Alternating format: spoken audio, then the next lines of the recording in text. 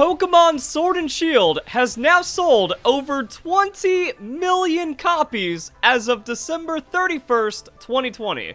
What this means is that 1 in 4 people that own a Nintendo Switch have Pokemon Sword and Shield. We don't have any details as to how much DLC was purchased, but these numbers are getting out of control because the Nintendo Switch has passed the Nintendo 3DS. It looks like the hybrid console plan from Nintendo has been exceptionally successful, but that's a narrative that's been growing over the last couple of years, and it just gets stronger and stronger. So we're going to break this down into more detail throughout the video. If you enjoy it, don't forget to leave a like, share with your friends, get hype for Pokemon, Nintendo, and everything else that's going on. But also, surprisingly, Pokemon Let's Go Pikachu and Eevee has sold 13 million copies as well. So these games aren't dead either. That's kind of crazy. So let's dial this one back a little bit for Pokemon Let's Go and also Pokemon Sword and Shield. As of December 31st, 2019, so the first publishing we had of the Pokemon Sword and Shield sales, we saw that it got 16 million units sold. Then Pokemon Let's Go, it seems like it was just going to be left here forever. You know, would it ever pick up the extra copies to maybe even break 12 million? Well, in a year, looks like Pokemon Let's Go has sold over 1 million units. And we also kind of saw this getting pushed here in the last couple of months as well. So now, September 30th, 2020, the last numbers that we talked about in the video before this dealing with the same kind of subject, and Pokemon Let's Go, 12.49. Wait a second. They sold 500,000 copies of Pokemon Let's Go for just the holiday season? This was something we saw picking up, and it looks like just this surge that we've seen from COVID with Pokemon Go just kind of popping off. This seems like the play has finally come through, making Pokemon Let's Go as a way to try to convert Pokemon Go players into the main series. Didn't seem as successful as one might think when it came out in 2018, mostly because just the fan base was so upset at Pokemon Let's Go for no reason, and then now it's like, oh, never mind, Pokemon Let's Go is coming back into favor. Could be for many other reasons as well, like people are burned down Pokemon Sword and Shield, they didn't like the direction it's going, then they discovered that Pokemon Let's Go Pikachu and Eevee were exceptional games anyways. Who knows? But yeah, these games have actually held up in the long run a lot more than even I thought. I was like, it'll be cool if Pokemon Let's Go get like 8 million sales and, you know, for being some kind of crazy alt game, exceeded my expectations, and now it just keeps on going. Does this open up that future for another Let's Go game? Now, if Game Freak is doing this reactionary to the sales that we have right now, well, it's not going to be this year. Or maybe they already planned it, and this was going to be the 2021 game regardless of Pokemon Let's Go sales. We don't really know right there, but it's still looking kind of crazy. And then Pokemon Sword and Shield. So, Pokemon Sword and Shield, it's another weird way of looking at this. Throughout the holiday season of 2020, they sold 1 million units. That's pretty strong, but only double of Pokemon Let's Go. So again, there could be like some siphoning here, there could be some conversion, or maybe that's just what's happening. But overall, the dominating factors are still going to be Mario Kart 8, Animal Crossing New Horizons. You guys want to see some crazy, crazy stuff? 31 million for Animal Crossing New Horizons. And then Mario Kart 8 is unstoppable. But this is where we can see, like, for the holiday purchase, a lot of people are getting Nintendo Switches. This is also shown by the sales of the Nintendo Switch itself that I showed a little earlier. I mean, it's like, yeah, you get a Nintendo Switch, Animal Crossing, it's the newest big game, so it seems like it's getting a lot of pickup on that one. Mario Kart, that's always going to be the #1 for all of the Nintendo titles, it seems. And then 31 million. It picked up 5 million in the time that we saw, you know, Pokemon Sword and Shield getting 1 million and stuff like that. Mario Kart also getting 5 million. So it looks like when people pick up the console, they're getting 2 games. They're getting Mario Kart and they're getting Animal Crossing. Super Smash Bros. Going from 21 million .1 to 22.85, so getting over 1.5 million sales. Then Breath of the Wild, Odyssey, those games are holding up, and then we still have these ones hanging out in the top. Splatoon, this is going to be an interesting one to look at. I actually didn't look at it as I was setting up the video. So Splatoon, 11.27 into 11.9, selling more than Pokemon Let's Go. That's kind of crazy. New Super Mario Bros. U Deluxe. So it seems like, you know, this trying to repackage the 3D Mario platformer game. It's still doing pretty well. Actually, wow.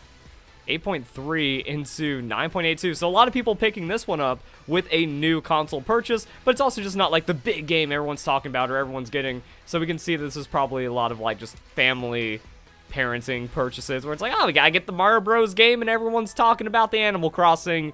Cool, there we go. So that's kind of showing us what's happening with the individual sales. Again, the Nintendo Switch is just unstoppable at this point, and Pokemon doing pretty well, so we're gonna have to see how this transitions into 2021, what that can mean for Game Freak, the overall strategy and marketing from the Pokemon Company. As I've covered in videos fairly recently over the last month or so, they're doing tons of hiring on the Pokemon Company side that go in line for video games, TCG, business, marketing, product management, everything. Pokemon Company is expanding everything because it's 25th anniversary. They're planning for this to be massive and for the future to go even crazier. So these are the numbers that we have right now.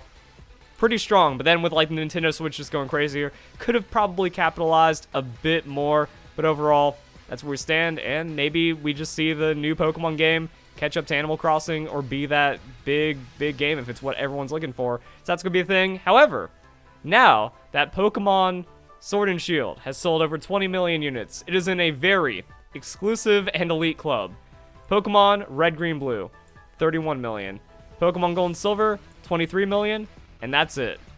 Pokemon Sword and Shield, like, it's so weird when you look at these numbers, because like I said, it's like, yeah, Super Smash Bros. Outselling in the holiday season, Animal Crossing, Super Mario Bros. U Deluxe, all these other games, like, yeah, Pokemon sales, they're still going strong, but not as strong as other Nintendo Switch games. However, compared to other Pokemon games, just absolutely smashing. Like, Pokemon Sun and Moon dropped off. Pokemon Sun and Moon didn't pick up those extra sales as time went on. If anything, it looked like Omega Ruby and Alpha Sapphire started catching Pokemon X and Y more, and then just Ultra Sun, Ultra Moon, Pokemon Sun and Moon not getting anything. So there's like a lot of weird stuff that's going on with the Pokemon community, Pokemon game sales, but at the end of the day, can't say they're bad games with how dominating the performance has been. If they're bad games, well then they would have stopped selling.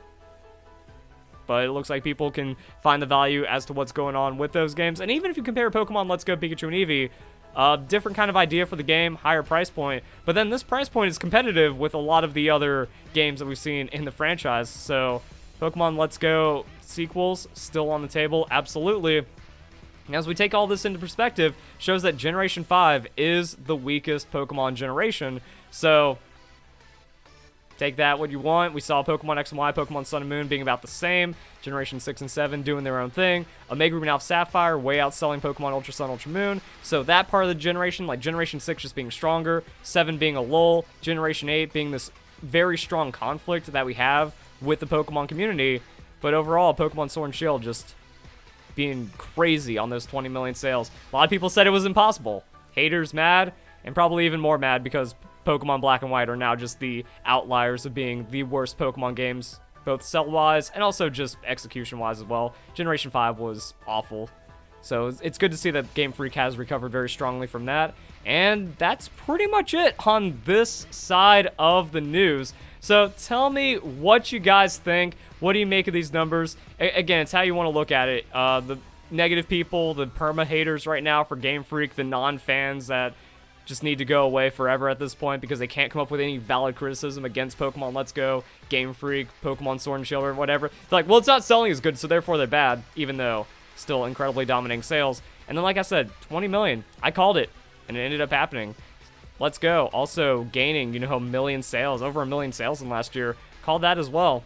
So we're going to see what happens, what this means for the future. And then it's just going to kind of get buried, which is kind of weird to think about as well, because, like, after Pokemon Day, Pokemon Sword and Shield, Pokemon Let's Go pretty much aren't going to matter anymore, depending on how big those games are.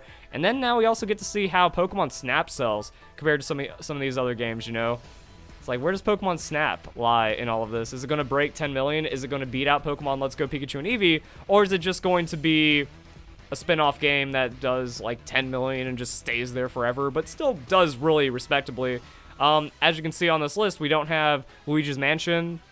I'm pretty sure that the sales of New Super Mario Bros. U Deluxe and also Animal Crossing have just like kicked Luigi's Mansion off of this one. So even though it's a really cool game, you know, it doesn't get top ranking anymore. So we're going to see like how that happens. The Pokemon Mystery Dungeon reboot, yeah, like what did that get, like 1 million sales or something? So that didn't really perform too well. So let's go see how Pokemon Snap determines what goes on with the other versions, like the spin-off games and stuff, and then where the future Pokemon heads from here. Pokemon Sword and Shield seems like it's reached its limit, which is still incredibly strong compared to other Nintendo Switch games. Just overall expectation, 1 in 4 people with it, pretty good. But where do we go from here? That's where it gets interesting. So if you guys enjoy the video, hope you all have a nice day. Thank you very much for watching.